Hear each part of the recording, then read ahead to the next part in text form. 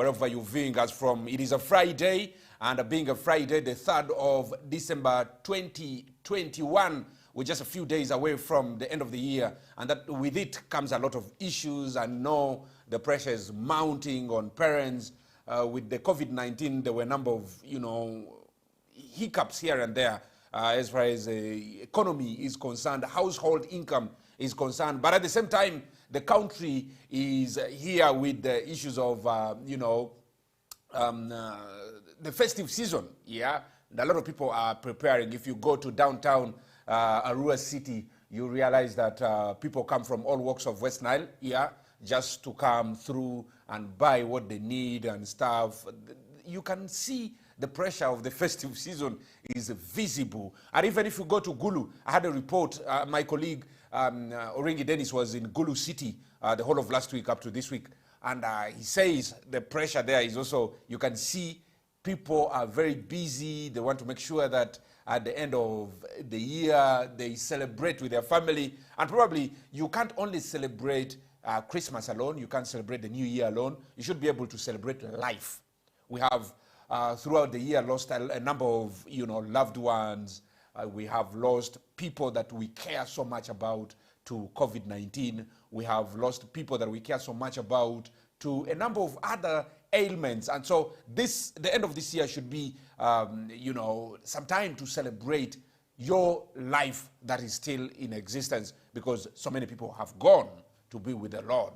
And so be grateful, be thankful to God that you are still alive, and that should be one thing that we can celebrate as the year comes to an end. But you should be very careful that with this kind of population in urban centers come is security threat. Yeah, you still do know that there was some tweet bombing in Kampala by suspected ADF rebel groups.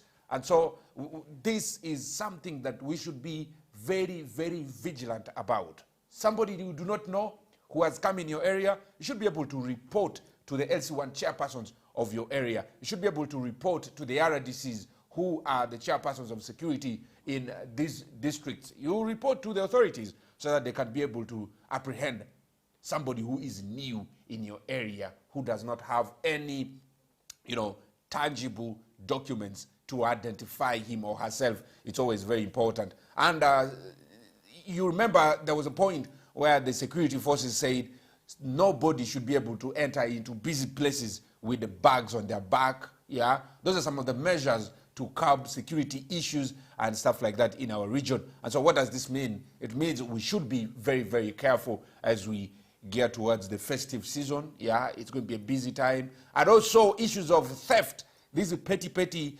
thefts that keep occurring in urban centers, in taxi parks. You should be very, very careful, because there are people who do not sweat, but they find an easy way to survive, and that is one of the ways they survive on. And so let's be careful, protect your property, and also at the same time protect your life. Be very, very careful. Let's help the security operatives to apprehend criminals. It's always very important for us to do that as we gear towards, the festive season celebration. And issues to do with security, like I said, are real, and they keep happening in our areas. And so, as we talk, the UPDF, Uganda People's Defense Forces, are in the Democratic Republic of Congo, and there were a number of bombings that took place in Congo.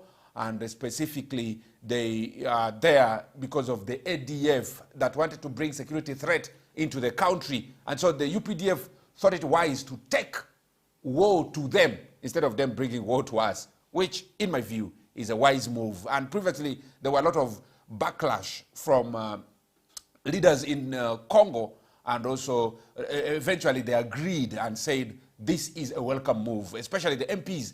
They said the UPDF is welcome.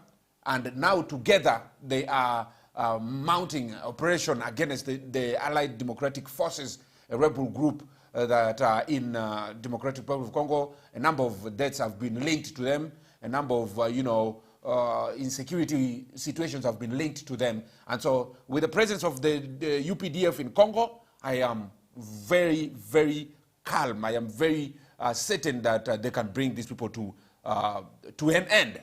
And so the spokesperson also said that the presence of UPDF in the Democratic Republic of Congo won't come to an end until the ADF is properly controlled. And so, for me, I think it is what it is. And if any group wants to fight for the citizens of a country, if they think that they are doing this to make sure that they come and liberate the citizens from tyranny, they liberate the citizens from, misrule, you cannot actually kill the citizens that you think you're coming to lead. As eventually, if the ADF took over the country, who are they going to lead? Because the number of people who died, the number of citizens that actually got injured, they were in Mulago. If you remember the bombing at CPS, and also around the Parliament Avenue, if you remember what took place there. And so, for me, I think the people need to have better strategy. If politics fails, you try another time. Yeah, if it fails today, you should be able to wait for another 5 years and be able to try and stuff like that. But taking off government through armed forces, I mean, doesn't work in this day and age. People have moved on. People have left that behind them now. And so doing a thing like that at this point in time may not be a very viable move altogether. And so as we talk, the UPDF are in places like Dera, Dungu, Budu, Lobu, and also Likwa towns. Those are in Democratic Republic of Congo. And let's keep them in our prayers. And also we keep giving support to the security forces as they can be able to help secure the borders of this country. Very, very important for us, the citizens, peace-loving citizens of this country. Well, just early this week, the president of the Republic of Uganda was in the Democratic Republic, in Tanzania, not Democratic Republic of Congo, I beg your pardon. He was in Tanzania on the invitation of the current president of Tanzania, who replaced John Pombe Magufuli, the late, that is the President Samia Hassan Suluhu. Yeah, she invited the president of the Republic of Uganda to go and pay a courtesy visit in Tanzania, and a number of activities they were having a discussion on. And also, if you can remember, the president of this country had bilateral agreement with Tanzania to make sure that the oil pipeline goes through Tanzania to the coast, so that Uganda's oil production can be enhanced, and so that Uganda can be able to sell this oil to the international market. And the only line is through Tanzania. They agreed on that. And also coupled to that, the president of the Republic of Uganda, His Excellency President Yoweri Museveni, also opened a school in Tanzania. And this school is named after him. It is called Museveni Pre and Primary School in Tanzania. A very, very powerful school. Such a primary school, I can only in Western Nile compare it to a rural public primary school. That standard of a rural public primary school, if you have seen, that is the kind of school the president has built in Tanzania. Very, very powerful school. And this brings a lot of questions, by the way, on the president himself, because if you look at some rural schools in Uganda, their standards are not actually to that standard of the school that he built in Tanzania. And so what does this mean for the education system? 2 years down the road, the schools here have not been opened. But in Tanzania, schools are open. And the president of Uganda, who actually imposed the lockdown on schools in Uganda, went to open a school in Tanzania. So a lot of irony, yeah, a lot of bookmakers think that this wasn't so nice on the side of the president. So I don't know what that means. I don't know what this means for you, but the school is very magnificent, a very beautiful school in Tanzania. So I believe if such schools are brought in, if they're inculcated, if they're built in this country, Uganda, we can only take our education system to the next level. But we keep hoping and praying for the best, so that by the end of the year, by the start of next year, 2022, all children should be able to get into classroom, because it's been overdue. Yeah, lockdown that has been imposed on schools has been so much. In my view, we should learn to live with COVID-19, just the way we learn to live with HIV/AIDS. If you remember, the fight against HIV/AIDS was, it was a serious fight. But at the end of the day, we said, well, we can learn to live with HIV/AIDS. Why can't we learn to live with COVID? I know that the third wave is coming. So what? So what? Are we going to live like this for the rest of our lives? Well, people are getting vaccinated. Yes, let's get vaccinated. That is one condition that the government gave for the reopening of the entire country. But despite this, I believe, let's open. Whoever does not have the vaccination document or vaccination, the jab, cannot get access to these places. Simple. But let's open it for those law-abiding citizens, those who have taken the jab. Let them go ahead and access these education institutions. As simple as that.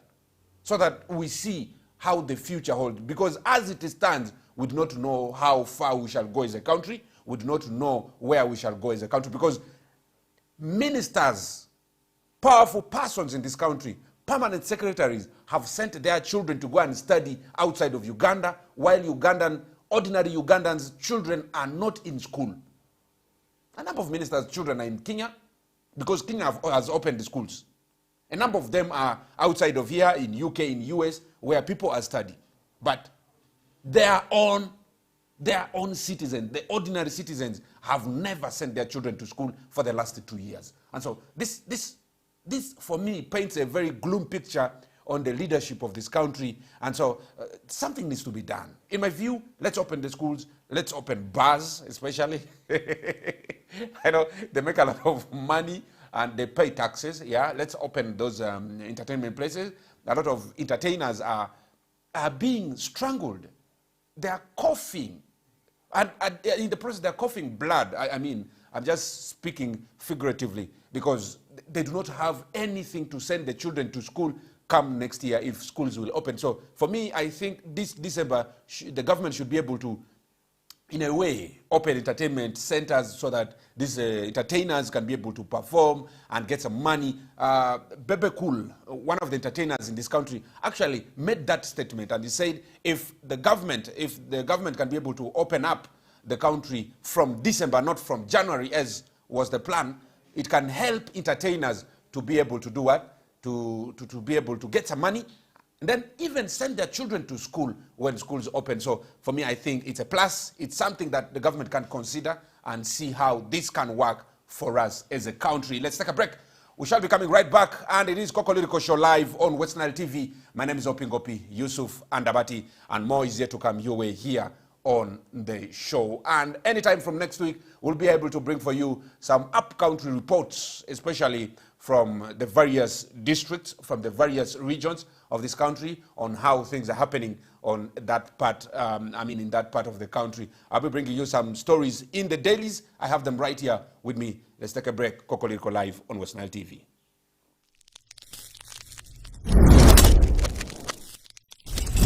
West Nile TV. Miyuder Ingomwa. To either be led and shepherded by Jesus Christ. Radio Network. He is also with the West Nile Press Association. Viewer, and welcome to the Viewpoint on West Nile Television. On the 19th of December 1993, and was ordained a deacon. That is absolutely fantastic. Hey, why aren't I up there? My heart, say you love. I've watched the Sports Club when that saga of Mbabazi. West Nile Television is regulated by the Uganda Communications Commission.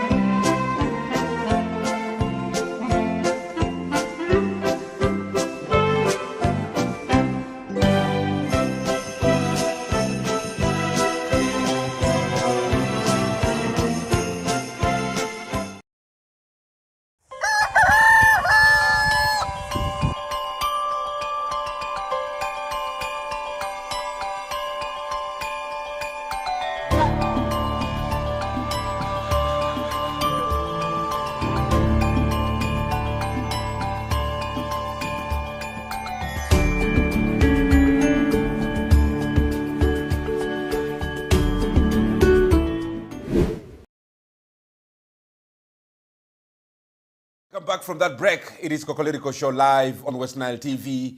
I ni Nedia Danumwa Inebi Zombo Pakwach.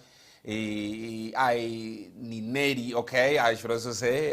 People in Gulu, iti nining, iti mabe. Also, Barua diazi mi wara chibuti vawe yonsi. Angumina manezur malia di Kokoliriko show live West Nile TV malia.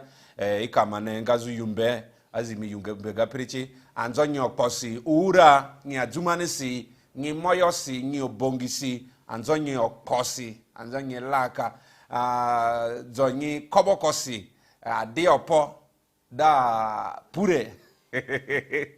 All right, now the number of stories that are coming through from various parts of this country, without some of our reporters giving us some reports, but I must let you know, he who or she who doesn't know so much about West Nile region, is that we boast of, diversity. We have a lot of unity in our diversity.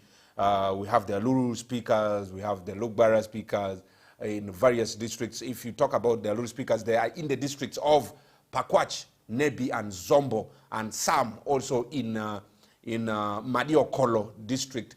If you talk about the Lugbara speakers, we are in Arua City, Arua District, Terego, Maracha, and also some parts of Koboko, and then Yumbe, some, Bongi, and stuff like that. The Madi speakers are also in Madiokolo District, Their Madi is quite different from the Madi of Jumani and Moyo. And also the same applies to the Madi in Obongi. Theirs is quite different from the one in Madiokolo and in also in Moyo and Ajumani. And basically, this is the diversity that we have in West Nile region. Quite a number here, surprising. That is how it is, West Nile region. And a number of languages here we speak. Not only one language, but up to 4, 5, and even 6. Some I've not mentioned. None of them are in the Democratic Republic of Congo. And now, so there's a story coming in early this week, issues to do with, graft in police force. Lieutenant Colonel Nakalema had actually a meeting with the top police bosses in this country, and they had a discussion which was about basically issues to do with graft, how to fight graft, corruption, that's what I'm meaning. How to fight corruption in the country and also in the force.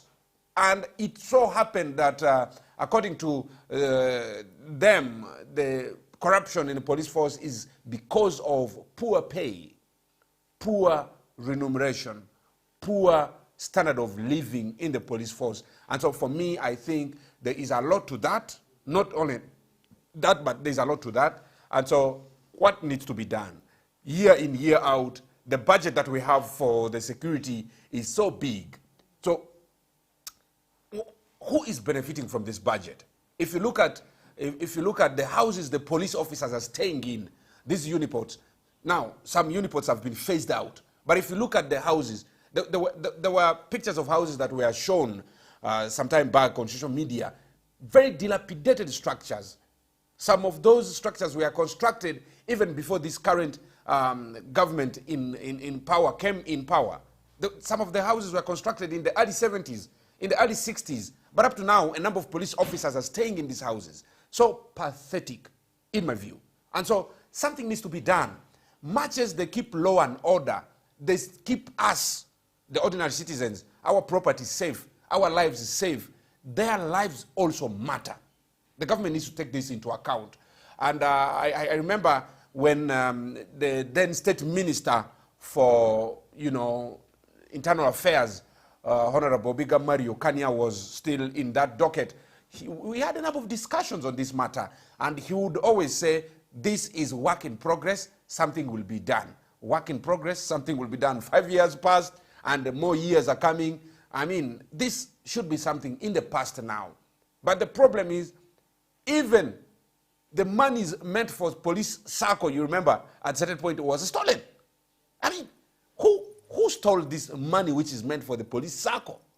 And these are people who are supposed to fight corruption. When I embezzle money, it is the police to come and apprehend me. So can they do their work appropriately with this level of living, with this standard of living that they have, which is actually fueling corruption, fueling graft in the police force? So for me, I think something needs to be done, especially to the police force, so that they can be able to have a better standard of living, not only a few. If you look at the standard of living, you realize that the commissioners, the people up there, the RPCs, I mean, the IGPs and the rest, they live better compared to the rest. Look at an ordinary police officer.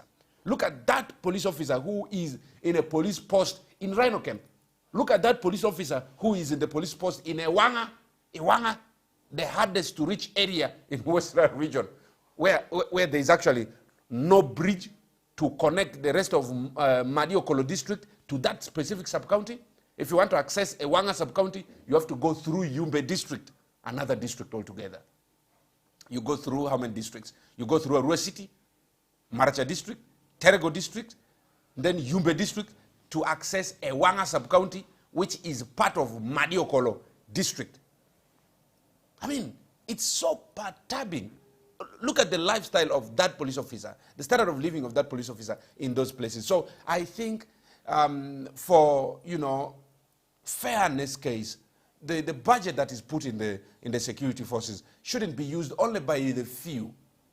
Yeah, it should be used uniformly, evenly, so that the rest of the police officers can be able to benefit. The housing units that the police officers live in is one thing that I talked about. Very, very appalling. Something needs to be done as far as that is concerned if we are to improve the standard of living of the police officers. Basically, that is what I thought I needed to share with you this very day today. And let me bring you up to speed with a number of stories in the Daily Monitor. And, also be able to bring for you some stories in the New Vision. Specifically, there was a story of, actually on Wednesday, a story of, where, actually on Thursday, sorry, a story where the transport operators in this country hiked prices. Yeah, so this is something that hit the country so hard. And what does this mean? If you look at this, you realize that transport from Kampala to Masaka now increased to 20,000, to Mbarara is 40, to Ntungamu is 50, to Rukungiri is 60, and also to Kabale it is around 70, Kisoro 80 and stuff like that. Now, coming to northern Uganda, you realize that from Kampala to Mijera is 35,000. And then back then, this used to be the transport fare from Kampala to even Arua to Yumbe. Now, things are changing. People have been affected so much by the COVID-19, and still this is happening. What does this mean? Does this mean that people will not be able to travel? Yeah? Why the increment in the prices? Why would this happen?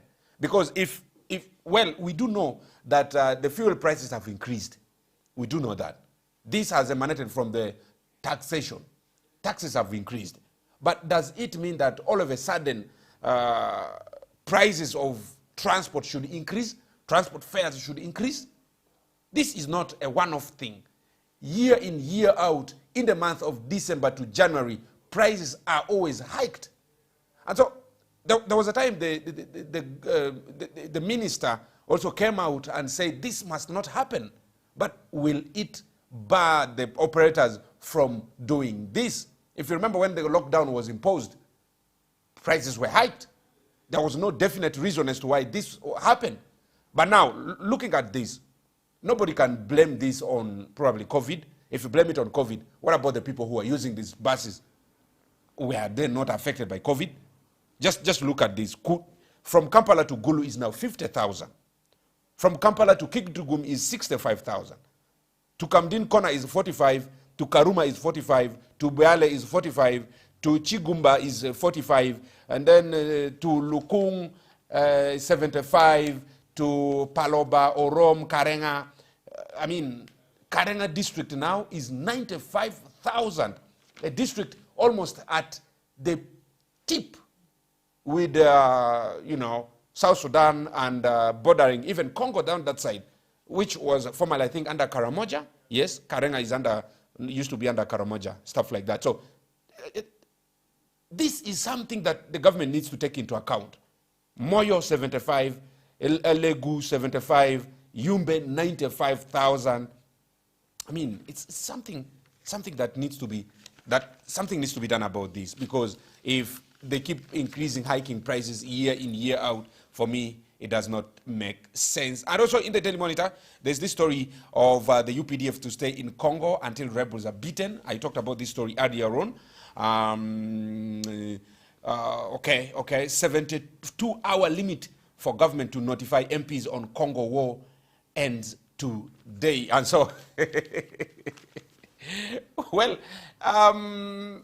somebody had at certain point said the MPs are just toothless dogs that keep barking on the floor of parliament without being taken serious. Well, they are demanding for government to come out, the other arm of the government, by the way. Let's be specific, because if you look at the government, there are three arms of the government, right? The legislative arm of the government, which of course is the MPs, the executive, where the president, where it's headed by the president, the prime minister and staff, the ministers, that, and then the judiciary, which is headed by Chief Justice Owino Dolo. Those are the three arms of the government. The legislative is headed by our brother Jacob Olanya, who was in Arua on Monday. And so basically, these three, it is the third, which is demanding for the first, probably, the other arm of the government to give explanation on the, on the Congo what? On the Congo situation, the Congo war. So they had given an ultimatum up to yesterday. And so what does this mean? Because the other arm of the government carried out this operation without informing the parliament. Now the parliament wants the government to inform them officially on the Congo war situation. Well, how things work leaves a lot to be desired. But I must let you know, the parliament that we have now, easily bribed, taken for granted. These are not my words. This is what the public thinks. They can easily be bribed when to overturn, a situation. If you remember, there was the issue of the anti-homosexuality law, which was passed with a very low quorum on the floor of parliament. A number of people said, said there were MPs who were bribed to abscond from parliamentary duties, from plenary sessions, so that the quorum can be low and the law can be quashed, which actually happened. And so playing a lot of double standard. I don't know how far true it is, but that actually came in the corridors of power, the corridors of parliament. That discussion came through, and it actually tarnished the image of the parliament. And so that's something big that we need to look out for in this country. Government sets new terms for reopening of schools. Yeah, this is something which is worth it if we are going to have the reopening of schools in this country. There are new terms that are in place, and for me, I think this is something that needs to be taken serious, and a lot of measures need to be put in place. These children have not been in school and stuff like that. And so, what about issues of teenage pregnancy? What has the parliament pronounced? Has the parliament made pronouncement on that? What have they said on that? And so this is something that we need to, take into consideration. The teenage mothers, are they free to get back to school? Because if you look at other countries, you realize that they said no. The previous law that said if you are a teenager, you're pregnant, you cannot continue with school, has been quashed. What about here?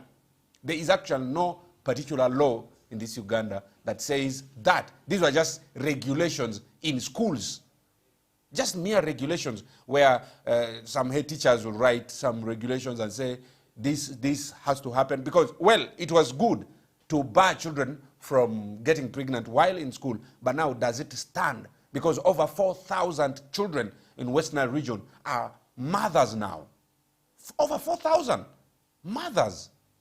And these are supposed to be in school. For the last 2 years, they were not in school. And so if they, in my view, if they've given birth, let them continue with education. We have none of MPs. We have none of ministers who even started these, I should say, extracurricular activities while they were still young. Some even got pregnant when they were young and they became MPs. So we can be able to borrow a leaf from them and also make our children better children, for the future. Now that they have learned, she has learned. She'll never repeat that mistake. Poverty worsened during COVID-19 situation, says World Bank, and this is very true because the economy was locked down and a number of issues have actually been affected. And well, this is a very, very bad situation for us as a country. And so if that continues happening, I don't know where we shall be at the end of the day. And I also have the new vision here, but I'll come back to the new vision after the break. We'll be talking more of the stories in the new vision. And basically, those are some of the stories that we had in the Daily Monitor. And also, we'll be able to bring for you some stories that passed, some dailies that passed early this week, so that I can be able to bring for you some major stories here. And for soccer lovers, yesterday, there was Manchester United and Arsenal. This is also in the stories today. And so Man U beat Arsenal 2-1, 3-3, or something like that. I'm not a very good soccer lover. After all, I don't follow Man U and the Arsenal. But our guys of 2 p.m. will be able to give you more of those stories. And we have Oscar the Brazilian, and we also have Owen Fudribo Ezaga. They'll be bringing you Whistle Time at 2 p.m., giving you more of those stories. I don't know if I told you the truth, but sports, me, I'm a Chelsea fan. Let's take a break. We shall be coming right back. It is Kokoliriko live on West Nile TV. You can sip some coffee and enjoy your morning as you watch West Nile TV on Star Times channel 477. We're also on YouTube. Our YouTube channel is West Nile TV. And on Facebook, we are West Nile TV as well. You can catch us every day, Mondays through Fridays. And also on weekends, we have a number of entertaining programs. Chuku Chuku every day in the evening. Hassan the Big Brother and MC Saj, plus the man himself, DJ Mosh, doing it every evening. So always be there. We have a lot in stock for you. Let's take a break.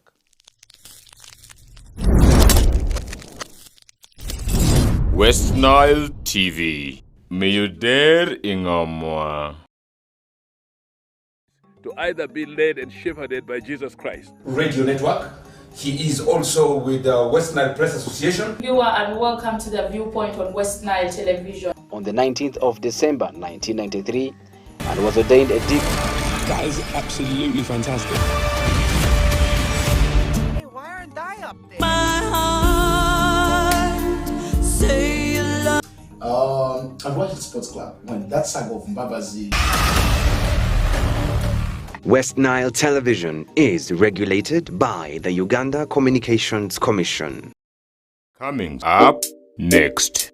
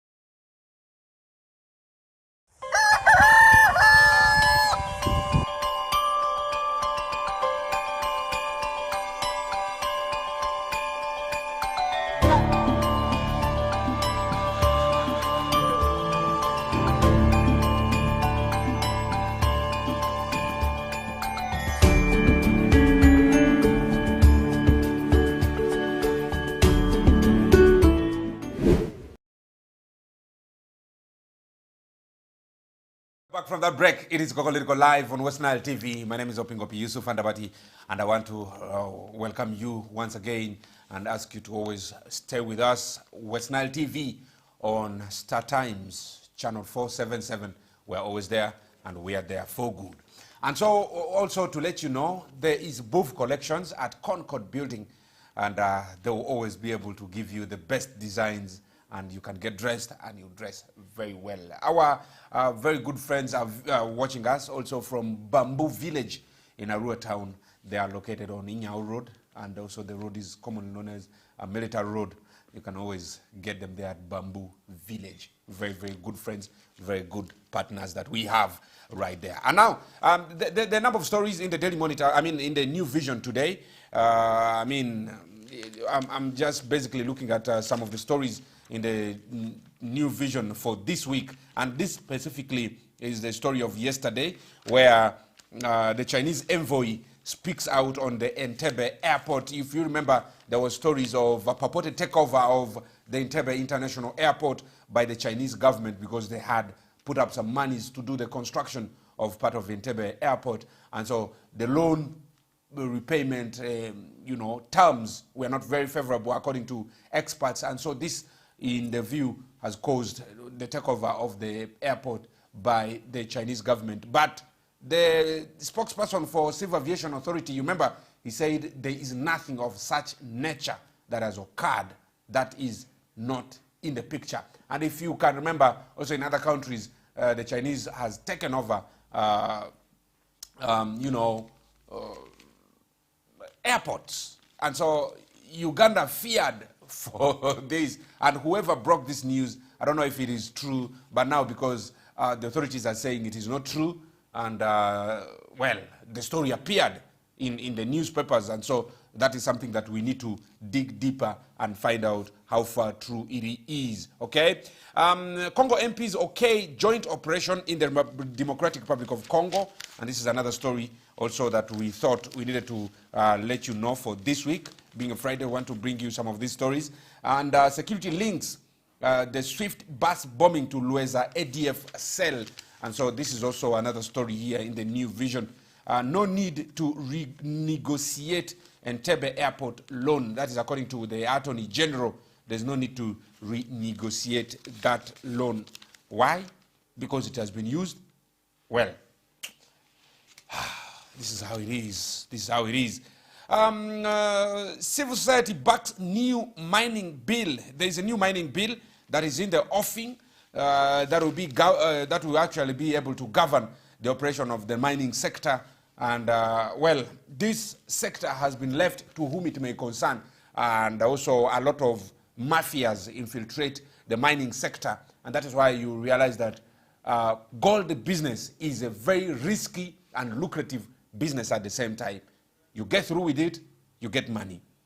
You meet the mafias, you're done and dusted. And so this is something serious. It always happens here in Arua. Arua has, for a very long time, been the entry point for gold, gold traders from Congo.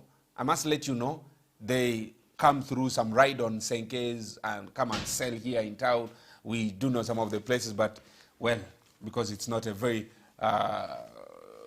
safe business sometimes, because a lot of mafias are in it. So if it can be streamlined, if this can be streamlined, especially at the airport, especially at some of these major towns like Arua City, where a lot of mining comes from Congo, if something needs to be done on this so that this can be able to bring in some money for the country as well. Now, in Gulu specifically, the NGOs said persons with mental disabilities are not getting health services. If you look at these major towns, even in Gulu, you realize that the number of persons with disabilities who have been left to whom it may concern.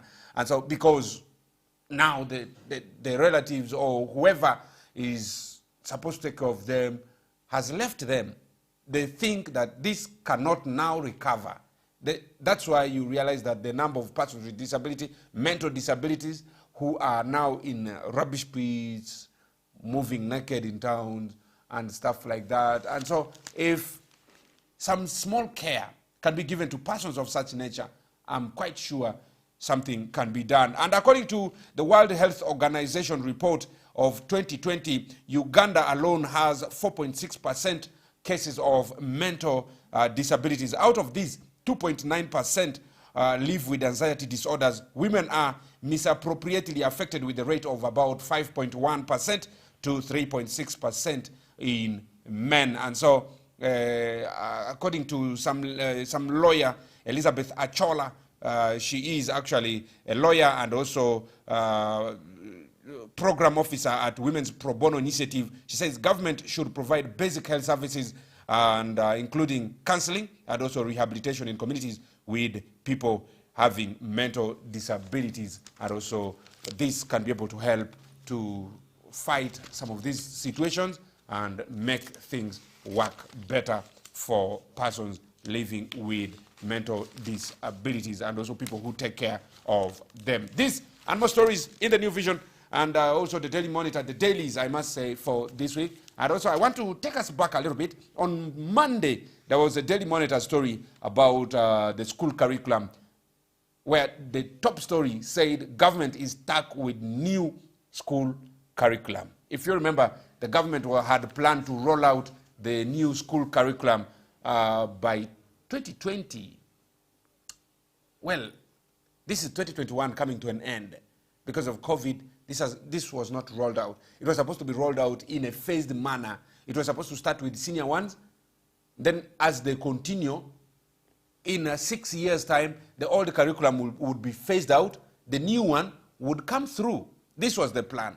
But because of COVID, because of lockdown, this plan was affected to a greater extent. And so what is the future like? How is it going to be phased in? How is it going to be brought in to replace the old curriculum? So for me, a lot needs to be done. In my view, it has to continue when schools open. So for me, I think that is basically how it is supposed to be done. So if the government is stuck with a new curriculum, how is the future? What is going to happen? So according to them, the delay is because the processing of the new curriculum, according to insiders, has stalled because the Education Ministry, which tasked the National Council, the NCDC, to develop a bridged curriculum, has actually failed to disburse the 13 billion required for the exercise. The Ministry of Education and Sports was supposed to give 13 billion shillings that was meant to develop a bridged curriculum, a curriculum that is supposed to help the phasing in and out of the old and the new curriculum. And so this is something needs to be something that needs to be looked into, because the Ministry of Education, as it stands, let's leave it at that. Let's leave it at that. Now, this is December. A lot of accidents will keep happening on the road. If you think us now, you should let us, we want to let you know that you should take care of yourself, because reckless driving is the major cause of accidents in this country, and also driving DMC vehicles on the road, vehicles that are in dangerous mechanical condition, I beg your pardon. And so this has caused a lot of road accidents, and also normally year in, year out, December has always been month of accidents. And so we should be able to be on the lookout. If you're going home for Christmas, to your village for Christmas, from the city, you should be able to take care of yourself. Please be safe. Let's avoid over drinking. Those are some of the issues that cause actually road accident. If you look at this monitor of Monday, 5 people died in Chegegwa accident, and it is not something easy. It's not something nice, but something needs to be done about that, especially the traffic officers on the road. Avoid greeting drivers, but now start penalizing drivers. Yes, as serious as that. Now, there was the aspect of vending senene, ise. Here we call it ise. We don't call it senene. It's called ise, vending ise on Uganda airline bus. And so there was somebody who, according to him, he was doing that for fun, for comedy. But you can't do comedy in serious business. He came with a camera and started selling ise aboard Uganda Airlines. And it attracted a lot of attention. And also there were apprehended, they were charged, but he apologized. A number of staff were, it caused a lot of problems for the staff of Uganda Airlines. And so this is and also Uganda Airlines said they were going to put it in the menu for the airline. And so the question of this is only, a seasonal thing. It's rampant during the month of November. What happens after that? Are they going to be able to buy in bulk, process it, and keep it for the rest of the year? I don't know. I don't know how they're going to do that, but something needs to be done as soon as possible. And the good news this week was the fact that the doctors are called off their strike. This is something very good for us, and because of that, health service delivery can improve, because they sat down with the President of the Republic of Uganda, had a number of discussions on their remunerations. Doctors, their pay will increase to 5 million from 2.5, and then there are others that will increase to 3.5 and stuff like that. And so for me, I think this was something very, very important, very good for all of us as a country, because health is wealth.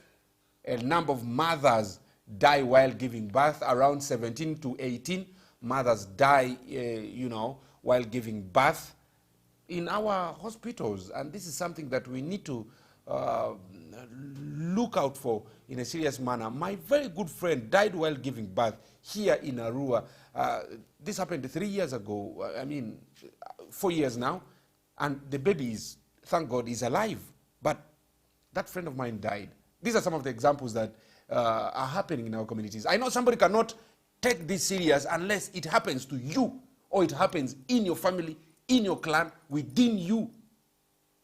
That is only when you can take it serious. As leaders, let's take issues of health as a priority. In these budgets that we draw every year, the parliament, that's why I said the parliament, I don't know. We need to pass budget that is pro-people.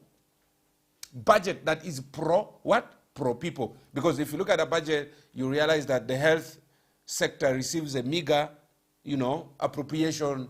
The same applies to the rest, but security receives more. Transport, Ministry of Transport receives more and stuff like that. But our roads are still in this dire state. So, what does this mean? I do not know. But that is it. We'll take a break and we'll go out forever because it is a weekend. And I do know that you will be able to enjoy yourself and have the best of your weekend. It is Kokoliriko Live on West Nile TV that has come to an end. And I do hope that you enjoyed your time while with us here on Kokoliriko. And please do enjoy our subsequent programs. We'll be able to have a number of programs coming through later on. And we'll have some music play for you. We play songs from all the corners of northern Uganda, South Sudan, and even Democratic Republic of Congo. If you have your music videos that you have not sent to us, please, we encourage you to always send in your new music videos that you have produced. We also produce music videos, by the way, at a very subsidized price, only 500. Look at the scroll below your screen. There are numbers there you can always call so that you can get some help. If you have very good music videos, send them through. If you're in Acholi, if you're in Acholi sub-region, in Langa, if you're in Teso, wherever you are, Hoima, Masindi, if you are in West Nile region, please send these videos to us. We'll be able to play them. And after that, we shall have VACO 99. We shall also have the Street Talk. We shall have, Whistle Time coming later on. And these are some of the programs that we have for you every Mondays through Fridays right here with us. West Nile TV, as always, lighting up the region. Please stay with us. God bless you. Enjoy the rest of your day. Ciao.